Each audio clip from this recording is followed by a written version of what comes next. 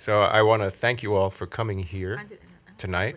We should have a fun time. I know we've been putting this thing together the past couple of days about tooting your own horn, and it's like all of a sudden everybody started tooting. Well, I got this, I got that, and then and we started realizing that a toot might be the new tweet, where when you talk about something, you just talk about it. It's not bragging. It's sort of like telling people what you're up to and not being afraid of it.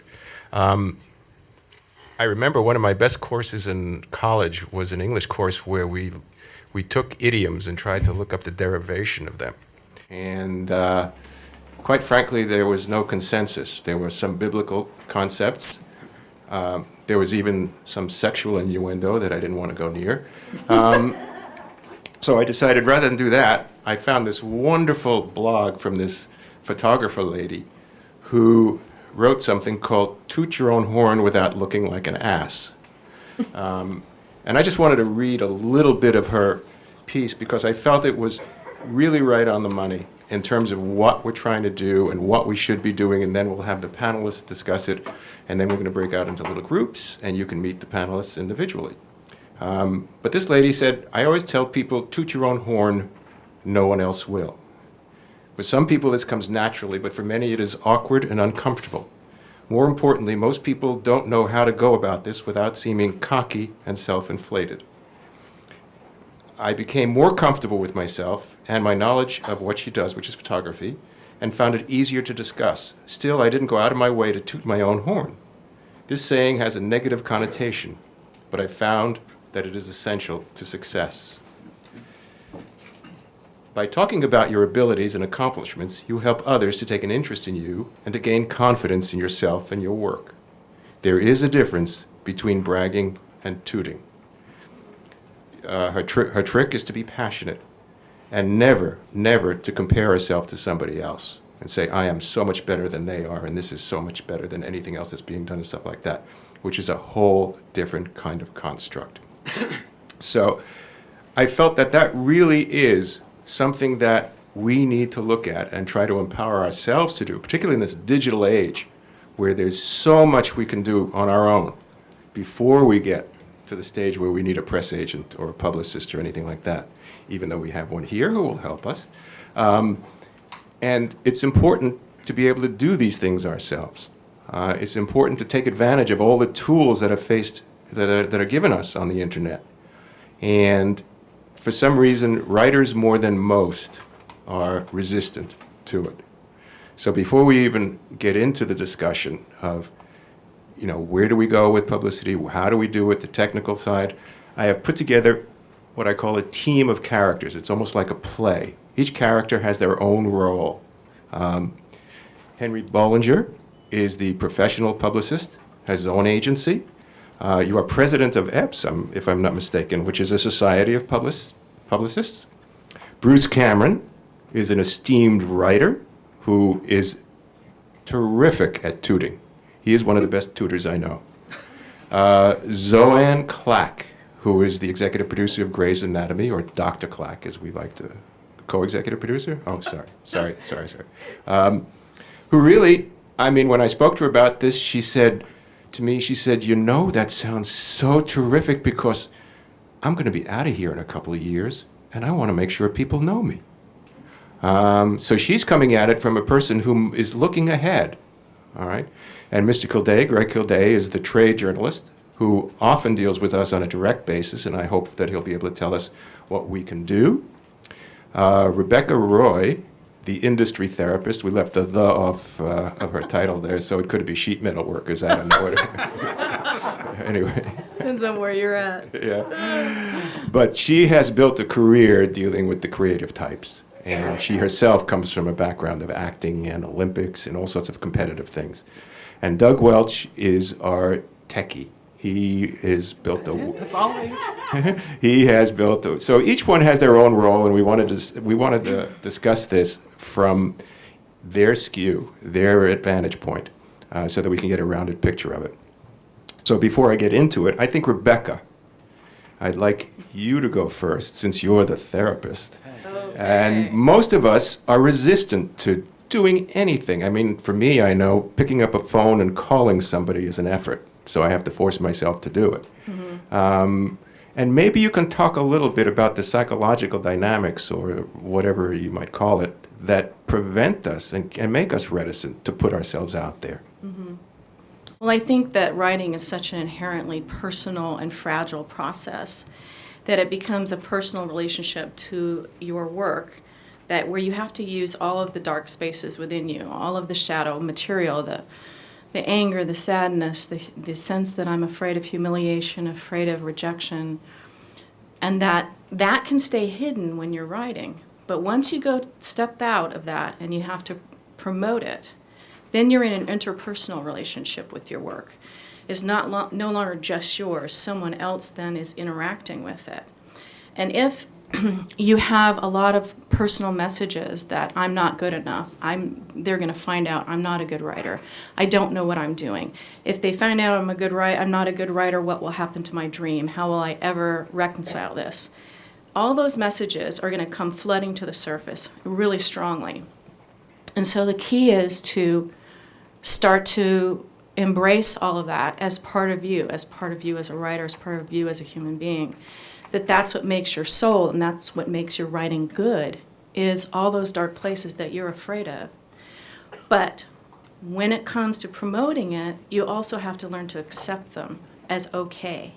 If you go into judgment or criticism, any of those modes, which are probably defensive mechanisms that you've had all of your life, I don't want anyone to see this, so I'll just hide, or whatever you do, that's going to be very present in trying to reach out and promote yourself. So the real key for me and the way I work with people is to help them become self-aware and also learn to accept those places in yourself that are dark, that are uncomfortable, that nobody wants to look at, as being part of you, as being okay, without judgment or criticism.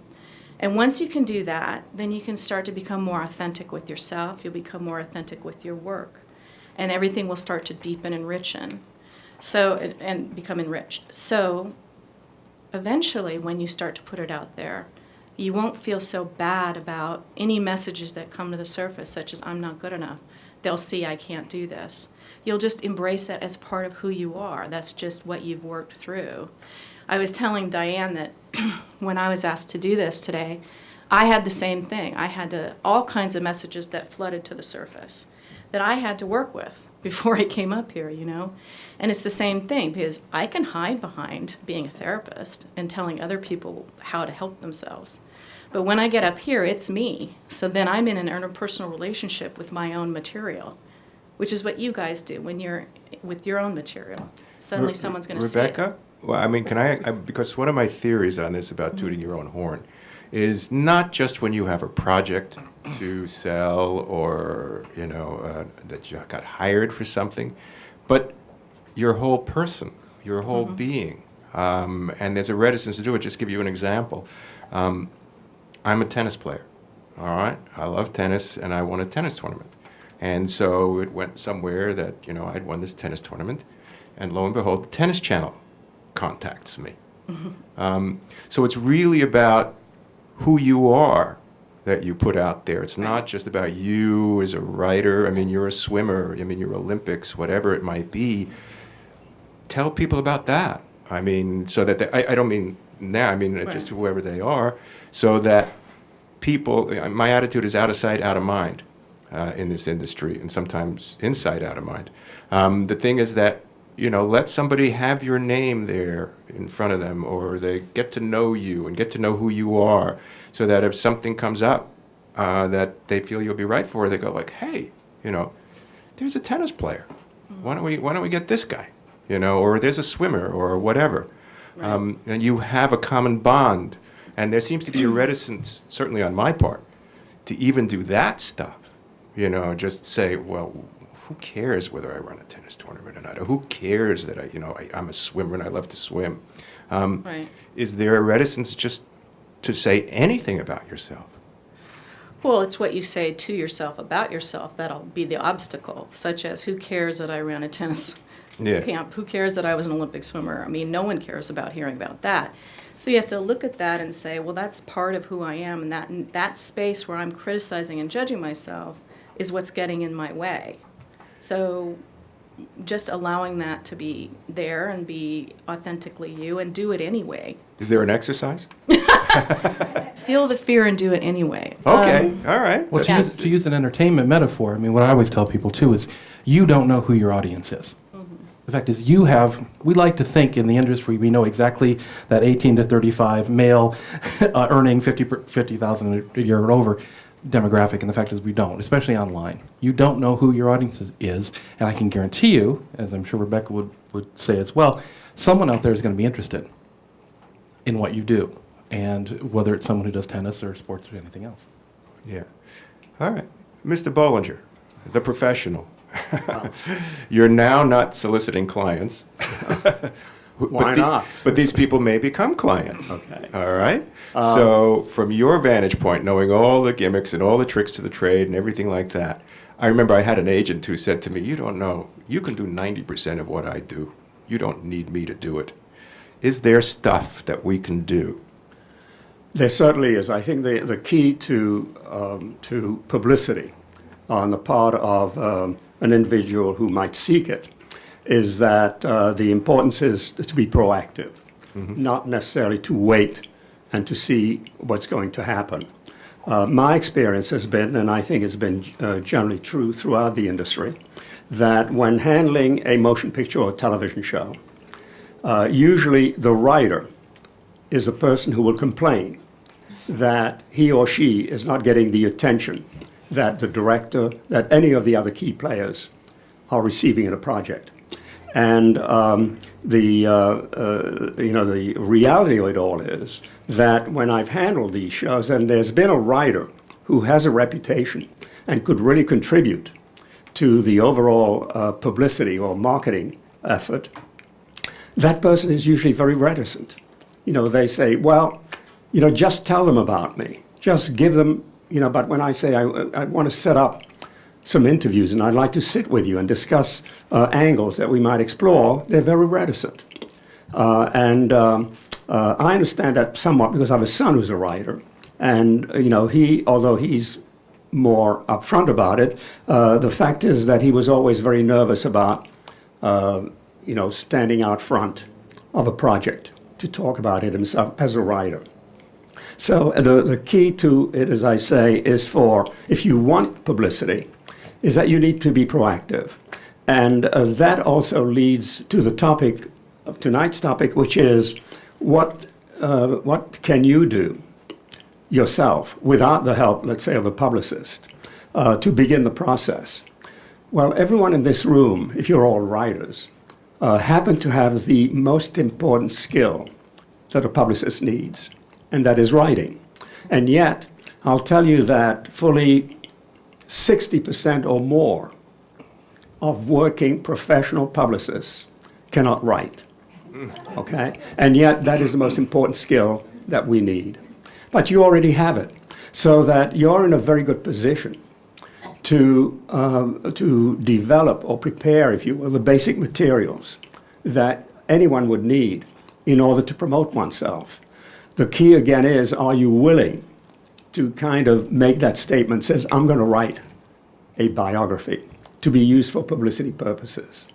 I'm going to write some press releases that will be used to promote myself. Are you going to be comfortable with that? And if not, you've got to overcome it. You have to literally say it's key, important to your career, and that it's as important to do that as to take the next pitch meeting. Mm-hmm. And the payback or the result of all of that, if you ever do it, will be even far greater than a pitch meeting to you professionally. So there are many things. I had a handout here that I hope everybody took, which is the basic notes on writing a press release. If not, now, you can pick it up on your way out. It's on the table. And the reason that I did that is that even professional publicists don't often know how to write a press release that a great kill day will look at and be tempted to use. So we've developed there are some very specific rules or directions for writing a usable press release, and that's what I basically handed out. And again, it's not designed to teach you how to write, to be a good writer. The assumption is that you have a command of the language, and beyond that, you don't need much more talent, writing talent than that. If you have a lot more talent, you might make it even more interesting, but it's not needed. So there are many things, and that I'll touch on during the course of the evening, that you could do on your own. Great. And that's not to say that when you get to a certain point that you may not need a publicist. I hope that you do. And if you do, call me. And Mr. Bruce, I think you're very good at writing press releases and stuff like that. And I must say that his book that he's written is number 13 on the New York Times bestseller list. And this Sunday, it will be number 11 on the New York Times bestseller list. And I'm looking forward to the Sunday after that. All right. Do you care to tell us what you do to toot? Yeah, I was thinking while you were talking about that agent who only does 10% of his job, I thought, oh, Bill and I have the same agent. I was thinking about the fact that there's a distinct difference, in my opinion, about bragging about oneself and bragging about one's work. Nobody is offended when I stand at a party and talk about my daughter who plays volleyball and was on the national team and won nationals a couple years ago. I've never had anybody say, oh, that guy Cameron, he just brags about himself all the time, because I'm bragging about my creation, my daughter, and when I brag about my book, A Dog's Purpose, and I bring my flyers and require everyone here to take one with them, and urge you, if you have an iPad with you, go ahead and download now. When I'm trying to force myself out there to get you to buy my work, I don't see it as bragging about myself. So I don't have the jitters about feeling like I'm socially being awkward by doing that. And then my philosophy on this whole thing is that it's got to be done brick by brick, person by person. I have done a lot of national media. I was on Oprah. I've been on Anderson Cooper. I've been on the Today Show. I've been on all the morning shows. And I don't think it sold that many books. And it certainly didn't turn into me being a really famous person at all. So that you would think, oh, he's got it made. He was on Oprah. That's all you have to do, and then you're done. That's not what happened to my career. But what has happened to my career is Facebook. I mean, my column writing was the way to approach it in the non-digital age. And for years, I've written a newspaper column, and I've gotten a big loyal following doing that. That's a tough thing, and I just wouldn't ever say that that's the way to go anymore. But I have 55,000 fans now on our Facebook page, and you can join that if you'd like, A Dog's Purpose, and check out what we do every day to keep the people involved in the conversation. Now these are fans. These are people who believe in the book, and they believe in me, and they're going to buy my next book, and they can't wait for the movie to come out, and they're going to show up in droves for the movie. And what I'm hoping they will drive for me is a reputation in this side of the business, in the screenwriting side, as somebody who carries with him something that writers generally don't have in this world, which is a group of fans that want to see their movies. I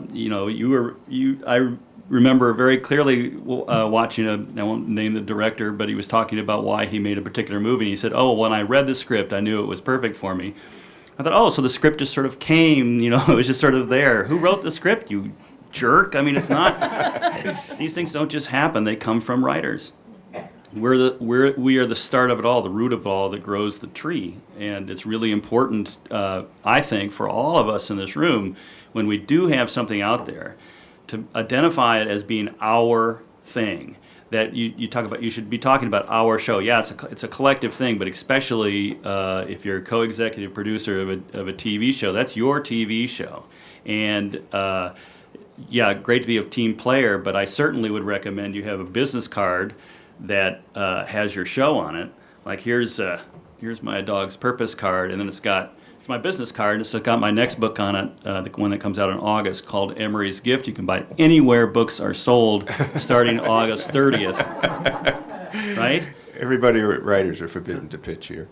What do you do when you don't have something to sell? I've always had something to sell, and I've got to believe if you're a writer and you're in this business, then you're always trying to sell something, right? You're trying to sell yourself. Right. And that's really what it is. Yeah, that's what I'm trying to get at, some of the personal stuff. Zoanne, now that you're a co-executive producer on your show, Shonda, Do not consider it my show. Shonda will be glad to hear that. Yeah. In no way, shape, form, or fashion. So, how did you get noticed? I mean, you were a doctor, you were a physician, you were an actress, you were an ER. I mean, as a consultant, what did you do to get yourself above the rest? I was trying to figure this out when Bill asked me to do this panel. I was like, I haven't really done anything to promote myself. I've just kind of fallen into a bunch of stuff because I have been incredibly, incredibly lucky. But when I first started, I guess I was pretty proactive. The falling into it, as I like to say, did have a certain amount of luck. But that they always say the luck is preparation meets opportunity. So in a way, there was some preparation that came from that. So basically what happened to me is that I did my whole med school, like we all do. Residency. I was looking kind of to find my niche in medicine. I wasn't finding it. I'd always kind of pushed down my creative side and just gone forward with what society told me I was supposed to do, and that was become a doctor. So I was just kind of, trying to find where I was going to fit in. And then one day decided I was going to move to LA and see what I could do with my good day job and maybe some entertainment kind of thing. So I basically I'm not one of those people that's a starving artist kind of thing. So I had people here looking for jobs for me, looking for apartments for me, everybody was looking for something. And they actually had an advertisement for ER, for the on-set medical advisor at the time, in the back of a medical journal. And since I guess I'd kind of put it out there that that's what I enjoyed, my friend was like, oh my God, this would be perfect for you. And I was like, oh my God, this would be perfect for me. So I shot off a letter to the ER people and promptly heard nothing. So for some reason at Emory, where I was in Atlanta, I was mentioning it to my mentor, which I usually don't try to mix those two. I mean, back in the day, I didn't try to mix those two. Now I mix them all the time. But he happened to mention that he had trained with the person who was hiring on ER in emergency medicine. So, of course, I shot off a letter with his name. And actually another person in my residency had trained with him also. So I shot off both of their names and got a letter or a call maybe 2 days later saying to come and interview. So in that way, I guess I was proactive. Very much so. So I came up, did the interview. I feel like one person really liked me and one person was kind of on the fence. So I got the call 2 weeks later that I was not hired. And, they're like, oh, we'll keep you in mind. And I was like, ooh, Hollywood. So I moved out here anyway. I did my thing. I was like, I think I want to be an actress. And that, I didn't want to. But I found the writing kind of through the acting and realized that that's kind of what I'd always wanted to do. And I had strayed away and blah, blah, blah. So, a year later, one of the executive producers of ER was doing a new show called Presidio Med. They didn't know if their person that was on the pilot, their doctor, was going to stay or not. And the person I had met with on ER, the one that liked me, said, why don't you interview her? I know you don't know what you need or whatever. And I had just actually gotten into the writing part. And I was like, I've always loved TV. I've always loved writing. Why don't I put those together? And so I had just written my first TV script. And I kind of finished it because I had taken a UCLA extension class. And finished. So when she met with me, I was like, I will do anything. I will be on set. I will be an advisor a couple times a week, but I'd really love to write. And I shoved my just finished script in her hands. And then 2 months later, I got my first job as a writer. So, from there, obviously the agents come to you because you have a job. So I got an agent who happened to be my boss's agent. And took a year off after that. Because I wanted to. Because the show ended about the time staffing season was happening, and I had one script to show for myself. So I took the year to write 4 different scripts and then got staffed on Grey's. And since then, I've been on Grey's. So I've been kind of letting my agents be happy doing nothing. So now it's time, we're in our 8th season now, and my 3-year contract technically ends next year, and Grays will end at some point in time. So it's time to kind of get out there and start promoting myself and figuring out what the next steps are, and I've kind of taken some steps in that direction. You're in the right room. Yeah. And in the interest of full disclosure, I met Zoanne because she took my UCLA class. Only I never met her because we do it online. Yep. And so, Speaking of UCLA. yeah. So you do nothing now while you're sitting in that fat, cushy job, huh? Well, I know you're doing your spec pilot reading and stuff. I actually promote myself in different ways because I had to validate my existence. From the one hand, I could save a life, and on the other hand, I'm writing for television. So I validated my experience by doing entertainment education, which is kind of my ballywag or galley, whatever that word is. Ballywick. That's my ballywick. So I do a lot of entertainment education stuff, like panels, which I did one yesterday. I speak a lot at CDC and different things like that. And so I have a lot of presence, I feel like, out there. I just did a trip to India and then Papua New Guinea, and what's hilarious is in Papua New Guinea, me being a writer, first of all, Grey's Anatomy was a huge thing in Papua New Guinea. Hello. I was like, you don't have running water, but you watch Grey's Anatomy. But I was huge there, huge. Like I had a UN press conference. I was on a radio show in Australia.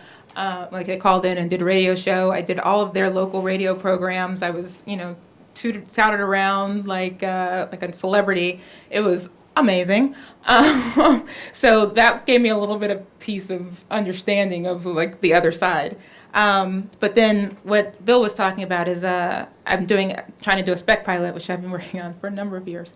But my agents wanted me to write a pilot instead of go out and pitch, because I obviously need a sample because I haven't written anything of my own in 8 years.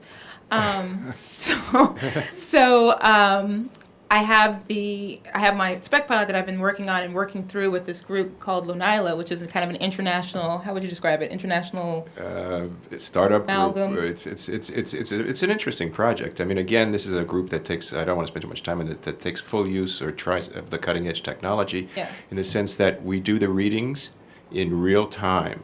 And there are 3 different cities, Paramount, which is where I go to, New York, and where the head of the group is in London. So we have to show up at Paramount at 11, and because it's 7 o'clock in England, and then through the web, we see each other's readings and comment on each other's from these 3 different cities. And it's a really interesting concept, how well it'll work, because the piece then moves to the next city to be read by the New York group and then to the London group, so you get 3 different views of it.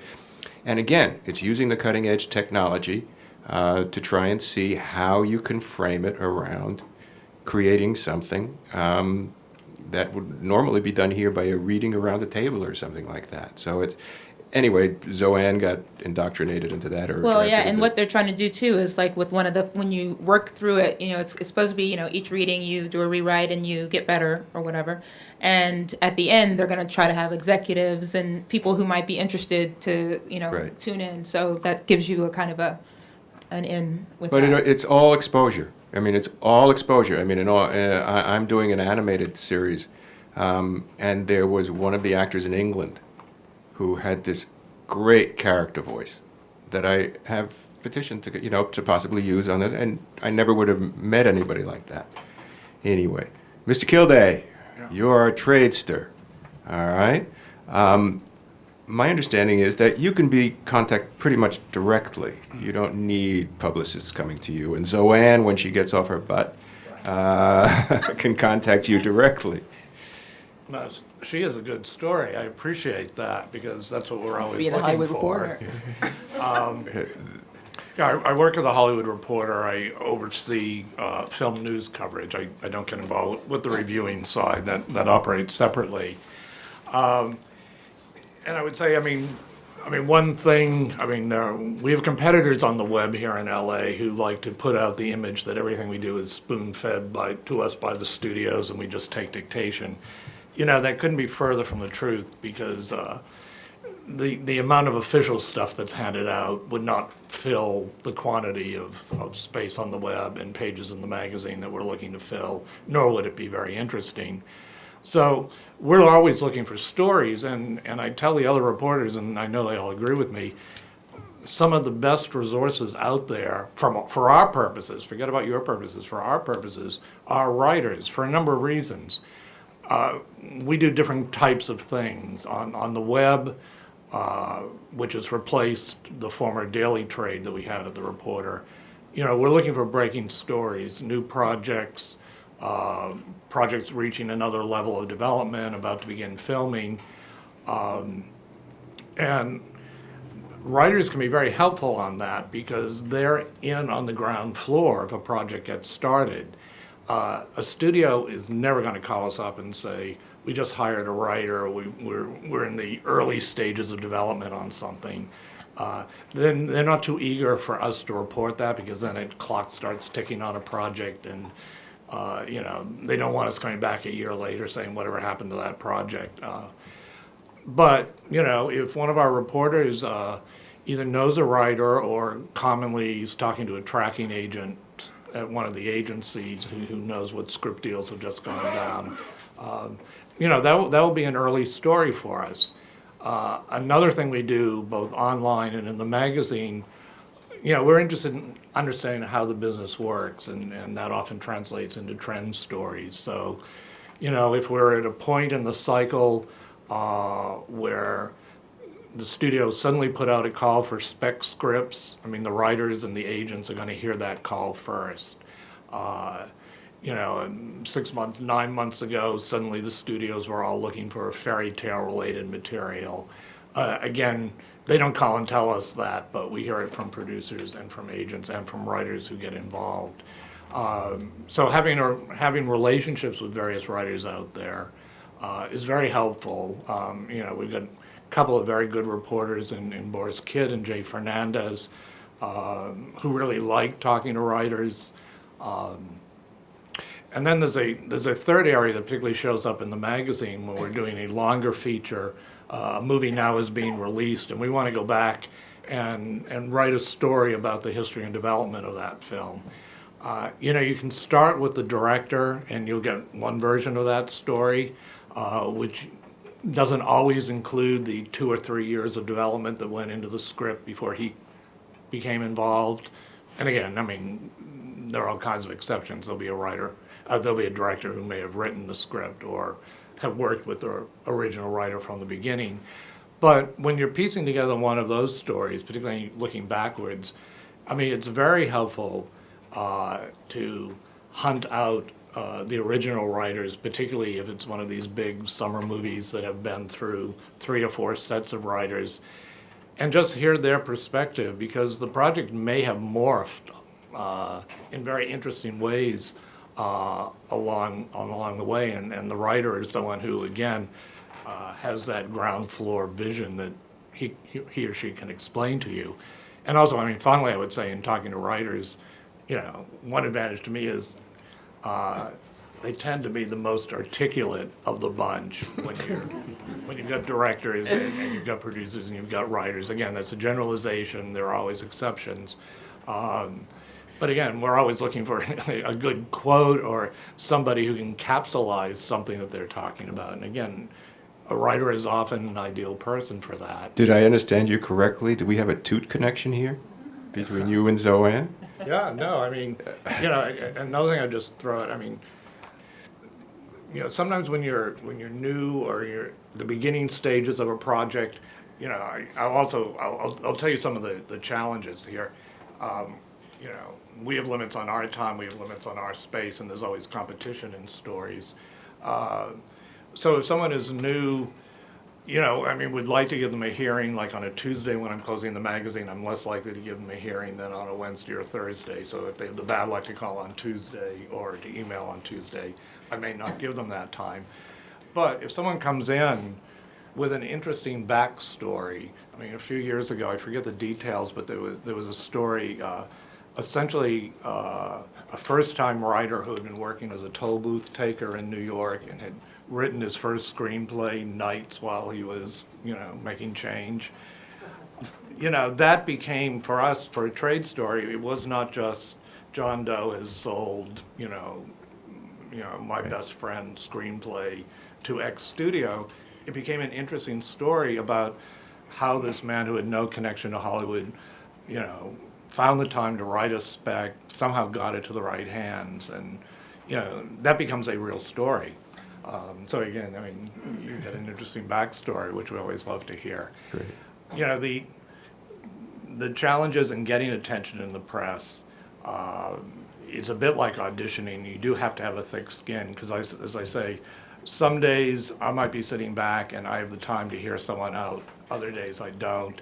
And I would say if you're starting to make contact, with any member of the press you don't already know, and it doesn't seem to go the first time, that doesn't mean the second or third try it won't go.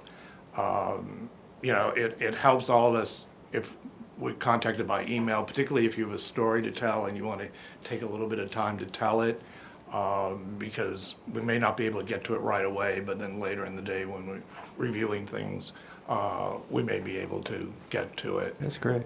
Yeah. Douglas.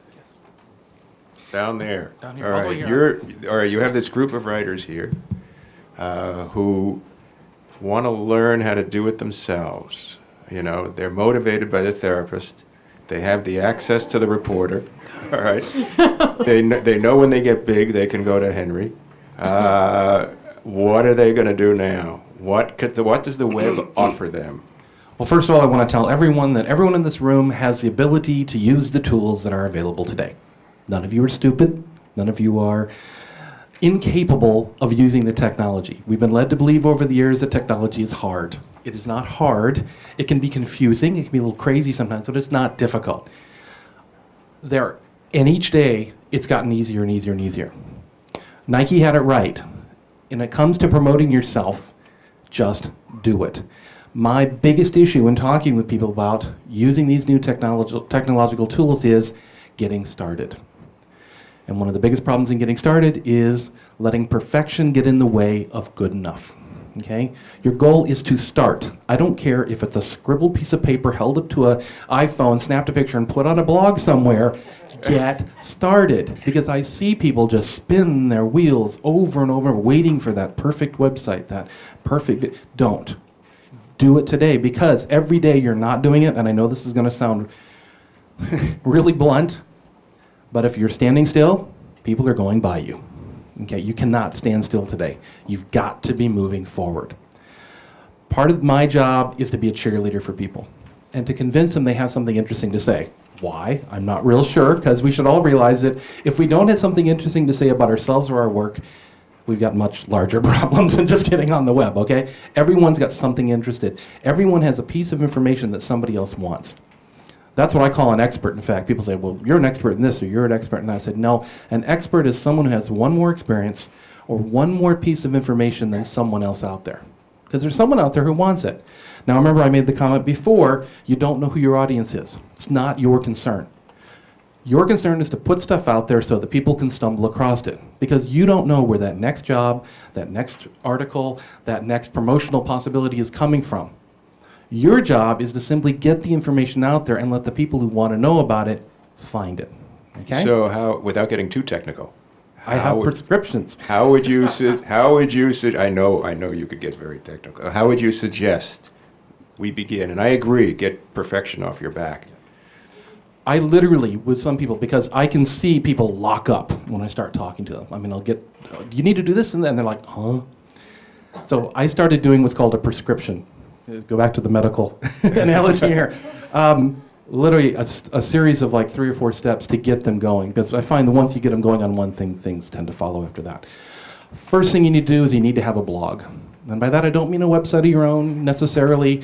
You need to have a blog, and a blog specifically, not a website, although a blog can be part of a website or be the main part of a website. You need a blog so you have a place for your stuff. Everybody remember George Carlin? You got to have a place for your stuff. The interesting thing about having a place for your stuff is once you have a place to put stuff, you'll suddenly start to find all these things that are worth putting there. Oh, geez, there's that picture I took on the set. Oh, there's that picture, that writer's retreat. There's that recording of that panel discussion I did. Once you have somewhere to put that, you suddenly start to see just how much information, how much content you have to share with other people. And sharing is an important part of what you're doing. You're not selling hard. You're simply telling people what you do and how well you do it. Okay? So get a blog. WordPress.com, Blogger.com, there's many others, Tumblr. When we go into the private sessions, he can show you. Well, and they're listed on their handout. Yeah, no, I'm just saying, but if you wanted to show them on the computer, you can show them on the computer. Prescription number 2. And Cameron, I think, talked about it. His own newspaper column? Facebook. Facebook. Get on Facebook. Now, there's interesting hints. You want to get on Facebook, the first people you want to connect with are those you already know, okay? The next thing you want to do is to create a Facebook page, okay? Your Facebook profile, your account is for you personally, you and your friends. If you have a public-facing entity, which in most cases you do, that is your writing career, you want to create a Facebook page so that you're not opening up your whole personal life to everyone who might be interested in you publicly. Does that make sense? And again, in the breakouts, we can talk a little bit about that, but I'm sure you've heard the term about Facebook pages. Cameron's book has a Facebook page, okay? It's this public-facing Mr. Dove, part of Facebook. One of the worst things on Facebook is I'm at lunch now. How do you reconcile all of that as tooting or not tooting, or what's your reaction to it, or who cares? The fact is, there is someone out there, and it comes down to that audience thing. There is an audience for it. Now, what I'm saying is when people click like on your Facebook page, when they follow you on Twitter, when they subscribe to your blog, they're giving their permission for you to come into their lives on a regular basis. Be careful with that. Respect that. Have something interesting to say, okay? It's rare that I will ever tweet, I'm having lunch now. Now, that said, I may do a check-in that says, I'm at this restaurant having this great dish, specifically with these people. Right. That is a step of sharing much higher and more interesting to most people. The fact is, you don't want to seem banal, like I just had lunch. And unfortunately, people who usually come to me and say that, well, I don't want to get on Twitter. All it is about people having lunch or walking their dogs. The fact is, if that's the only thing they know about Twitter, they actually don't know anything about Twitter. We've learned about Twitter these past few weeks. Yeah. How many people in this room have a Facebook page? Ah, bingo, work it. How many people have a Twitter account? Mm-hmm. Very good. After you do, well, the third one is Twitter. Mm-hmm. And Twitter works for some people, it doesn't work for other people, and it's okay. Some services are better for you than others. Just through my usage of the technology, I have found that Twitter is kind of my home base. I tend to live on my phone, I tend to live out and about. And so it is my home base. When I Twitter something, it goes to Facebook, it goes to these other places. You may find that your Facebook page is your really, social media home base, okay? You may not find every service works great for you, and that's okay. What I do is, since I'm on Twitter most of the time, if someone wants to interact with me on Facebook, I have the email notices set up, so if someone leaves a comment, someone leaves a message, I get an email and says, hey, someone over there wants to talk to you. Okay, and I'll go over there and I'll converse with them on the site that they're most comfortable on, okay? So it's okay to pick something that's kind of your main home base, but there's all these ways of being notified when other people want to talk to you on other services. The fact is... Let me just, because I want to get to another point here, which is all of you and everybody here, we're talking about tooting. How do each of you toot about, how do you represent yourself and the concept of tooting? or your business or your life or whatever it might be that you put out there? Well, I use a number of different platforms, if you will. I certainly have become involved more and more in social media, which, if no one else, my grandkids tell me it's very effective. But I also, for instance, use every opportunity for appearances, such as this one. I do quite a bit of that. I do a lot of the things particularly that I feel most comfortable with. Because, I have a fairly busy life just trying to do the work that I normally do, so that if I'm going to go beyond that, it's got to be something that I'm wanting to do, that I'll have the enthusiasm for, so that I can make as good a presentation as possible. So, as I say, I use a lot of different ways. I make good use of my website. I probably don't go on social media as often as I might like or should, meaning even though I'm onto it certainly many times during the week, I should be on it every day, and I'm not on it always every day, but I think it could be very effective to do that. So, Do you also have writer clients? yeah, I have had writer clients. I do have a couple of writer clients. And what do you encourage them to do? Well, the clients that I presently have happen to be very, very publicity savvy. So that what I've trained them to do, and they do now regularly, is that they are onto me on a regular basis with things that they're involved with that they believe have publicity potential. Oh, so they contact you. And so they'll do that. But Right. again, it's as a result of a relationship that we developed. That's not always the case with writers or with people who have not accustomed to the process. As I mentioned at the very beginning, what I try to encourage all of my clients is to be proactive with their careers. I don't have any limits as to how much time I will spend with an individual client. There are times when a client is so demanding that I'm tempted to say, hey, wait a minute, let's hold off a bit. But I actually appreciate that. So I think it's a training process. When I handle each client differently, one from the other. I tailor everything that I do to a particular client. And some clients are comfortable, for instance, with making maybe appearances or doing interviews, and others are not. So I don't want to force them into Right. it.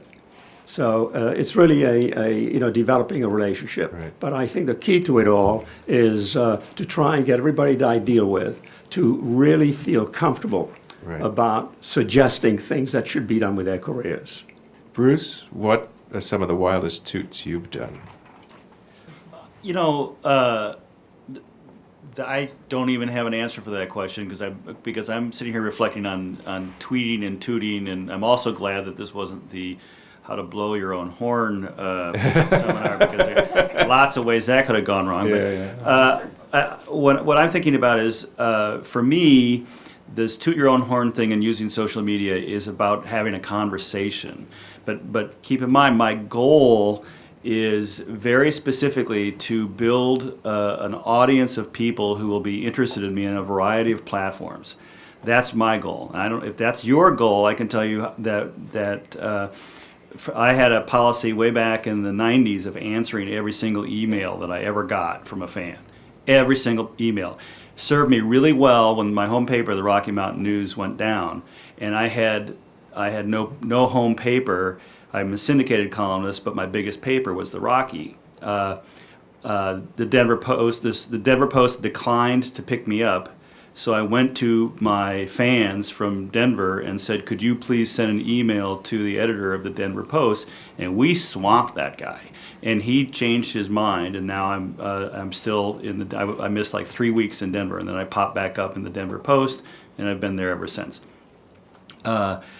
That is an example of how that may be an outrageous example of how you can use your tooting power, if you will.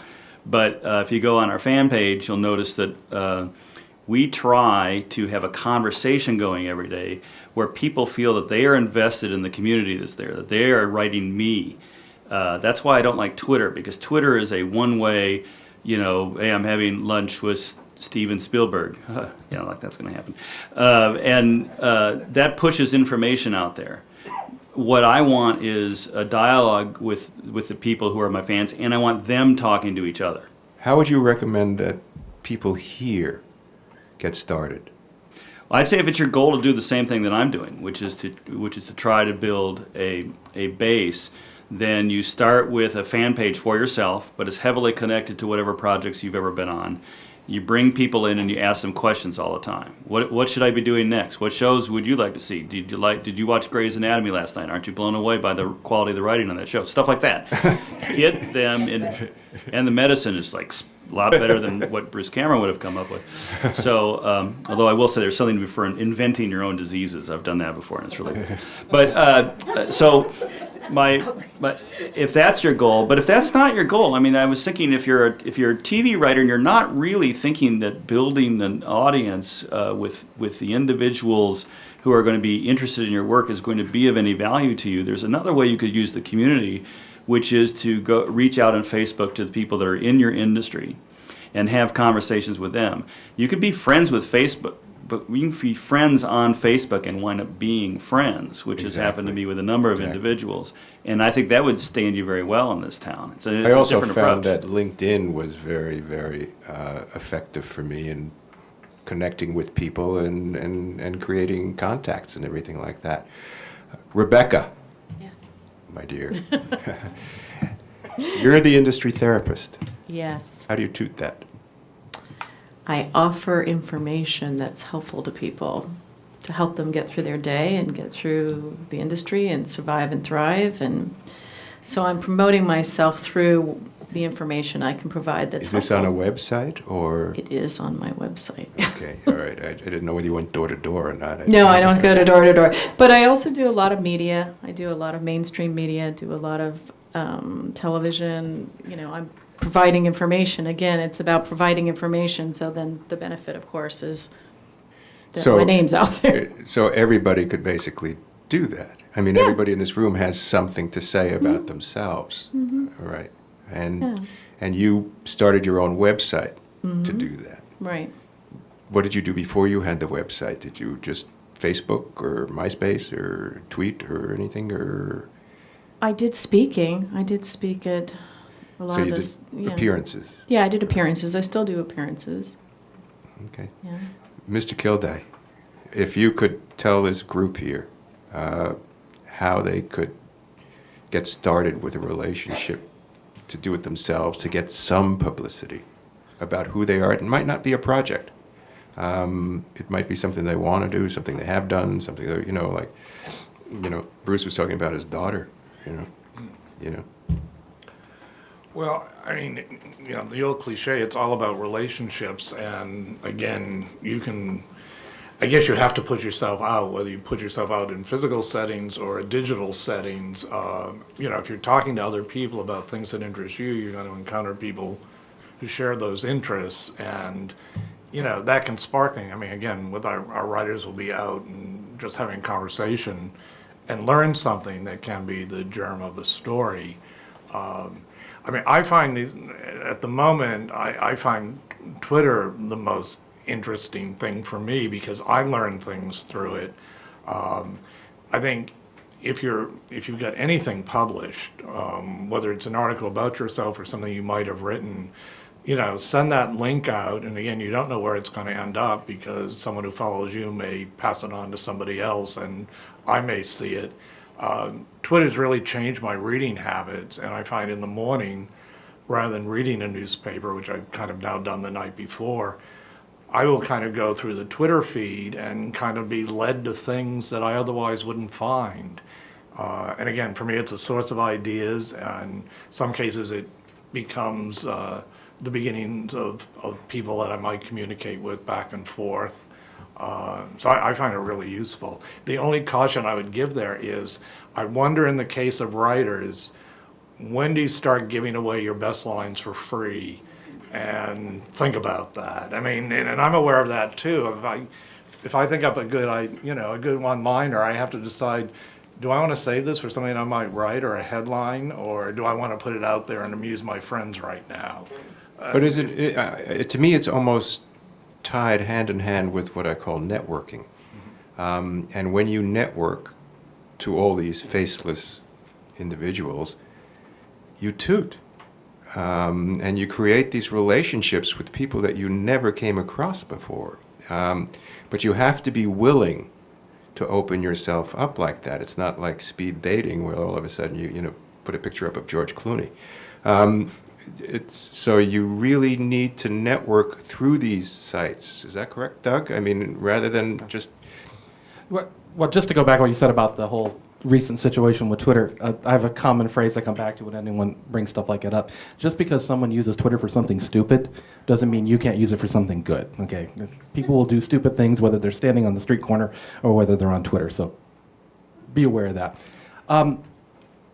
Yes, to go back with something Rebecca said, the term I come back to is sharing. You're sharing what you know. You're helping other people. I've found, even in my computer consulting work, I can't give too much away. That's sometimes a fear that people have. Oh, I gave too much away. I can help someone with a problem they may be having on their computer or on their blog. I'll get to the second or third step and it's like, oh, just come fix it. Those people don't have the technological mind bent that I have. So in sharing, what you're doing is you're building these relationships. Oh goodness, the other night, Time Warner has been having major outages. I start to see things flow and go, oh, yep, I'm out too. Well, I know of a way, there's a particular problem they're having that can be fixed by doing something on your computer. And so I see people complaining about it, and long before the Time Warner Twitter account talks to them, I say, do this. And I'll run a series of those, and those will start getting retweeted, and people will pass it on to their friends, and their friends, and their friends, and their friends. And all of a sudden, I've got, bundles of these Twitters coming back to me saying, oh my God, that worked, thanks, So that's exactly the type of thing you can do. Do you teach them how to avoid paying for cable? Oh boy, no, unfortunately not. So that's one example of my own personal, life in that regard. I will say to Cameron, I think Twitter, there are conversations that go on Twitter. One of the best things about Twitter that I like is I can talk to people all over the world, and there's this little handoff between the US, the West Coast, and the UK. We're going to bed and they're waking up, and almost every night I have this little conversation with my UK people. It's very interesting how it's just sort of arisen on its own power. And when I'm going somewhere, when I'm going on vacation in the UK or somewhere in the US, I will turn to those people and say, hey, what's neat to see in your area? And we have these conversations about that. They're more circumspect, for sure, because you're dealing with that 140 limit. But there are definitely conversations that go on there.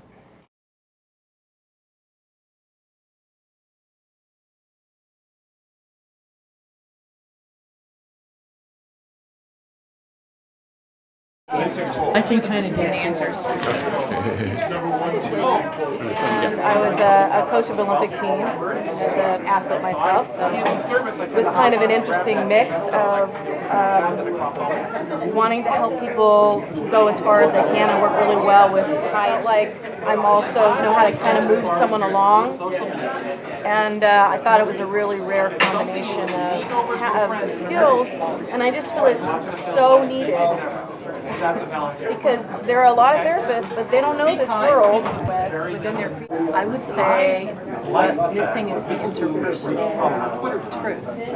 Concentrate on developing a personal relationship with that person. You got to be clever about it. Because I do a blog and all that kind of stuff, and there's a lot of things I'm passionate about, and I do find that maybe I'm a little too all over the place sometimes. Do you think I should be more narrow in the viewfinder? I am not a good person to ask that, because that is exactly me. I have tried over the years. Well, everyone tells me, gotta focus. Tightly. Sorry, if you can, you're a better man than I am. Okay? That's not who I am. I am all these things. What is it Walt Whitman said? Do I contradict myself? Very well, I contradict myself. I am large and contain multitudes. I swear that quote sticks right here in the back of my mind, because for whatever reason, that is simply who I am. I was just at the theater and saw my friend so-and-so in your show, and she's a great actor. Well, that becomes, I then learned that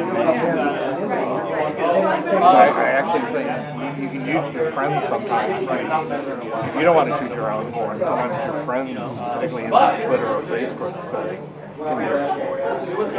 The answer to the question has to be, well, what are you trying to accomplish? What is it you want? Me personally, I'm branding myself. What I see in my practice is people are so disconnected. They have no idea how to interact with a person. Focus will change from day to day, from moment to moment. As this project pops up and you're focused over here, and then this project comes up and you're focused over here. But the fact is, it's all you. Your regular routine and still have time to do writing and everything? That is the best question because it's relentless. I don't have a life. I have to every single day be marketing. Every single day. As a matter of fact, I'm about a month. I've never been behind on deadline before in my life. I was supposed to turn in the first draft of this book June 1st. It's way not done. I've got a lot of good reasons why it's not done, but the main reason is that I spend so many hours of my day marketing. And I spend money too. We're going to wrap up in about. But with all these services, you can set them up, as I said, you can have them ping you if someone wants to talk over there. So it's not like you're ignoring it. Even if you don't engage in it every single day and read the feeds every day, if someone says, @Douglas Welch, ping, I get a little ping that says, hey, someone mentioned I should go see what that is. Representing Grey's Anatomy. It's about like you being out there or whatever. And I was like, yeah, you're right. I'm gonna do it. But then he's like, could you put this on your Facebook page? And I was like,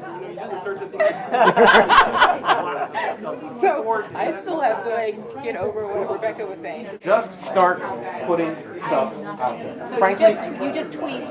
You you just got to start putting it out there. Hey, I'm going to do this event. Hey, here's a tip. The career tips and the new media tips are really specifically for tips that I'm sending out. They're not a high volume account. They're basically for tips I send out or for people to ask me questions.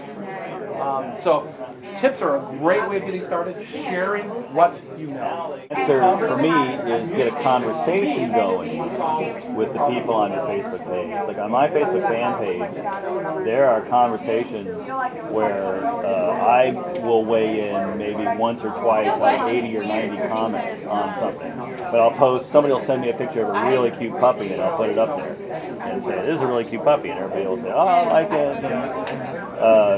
Is keep in mind that people on the internet, it's an interactive medium. So if all I did was send them out and say, hey, my book's on the New York Times list. Hey, I'm almost done with this draft. Hey, they'd be like, this is terrible. I don't want that. Instead, I'm always asking them for their opinions. I'm saying, send me your dog story. I'm so sorry your dog died. And my next mentioned, during the panel, that in this day, with the new media or the digital media that's available, it's possible to reach out to just about anyone. I've discovered that to be a writer in this world, it means to be a marketer. So I'm spending like a majority of my time marketing. If you go on the website of the Reporter Online, you can get the contact information for just about anything. So you need to do some homework. Where would you want to see the press release? What does this publication write about? Who are the people that may be covering my kind of information? That you need to do is what every emerging publicist learns early on. Read the publications that you want to get into. What happens is people don't update their websites. It's too hard. I have to open up Dreamweaver and then bring up the page and then edit the page and figure out the HTML. All that didn't look right. Now, I set up a blog. I got something neat to say. Pop up the editor. 2 minute warning. Bam! It's up. That fast. It's done. For a lot of us here, especially women, especially we don't come from a culture. Well, we come from a culture that really hates bragging, macho, me, very egotistical type stuff. So, and yet there's a germ of that we need to exist. And yet, I know what stops a lot of writers is that we think that kind of loud, lousy stuff is for movie stars. And we're writers, so we don't do that. So not only are we not trained in doing that, we have a negative image of what that is, and that stops us. The writers are the ones always least likely to generate any publicity themselves. First, you have to believe that what you have to offer is not just bragging. It's something that's worthwhile. You don't have to do it in that way. The reason that I, like what this was all about today is that it's possible for all writers first to be, as I mentioned before, proactive with respect to that. The publicity department may not automatically generate the materials that will focus on the writer. So that's why I left this handout, with the press release that you can, in a sense, put together your own press release that you can utilize in a number of ways. One, you can give to the publicity department and say, hey, you don't have to waste any time writing about me. Here it is, and it's got. And if they don't do anything about it, you can still, in this day and age, get it out electronically to any number of places.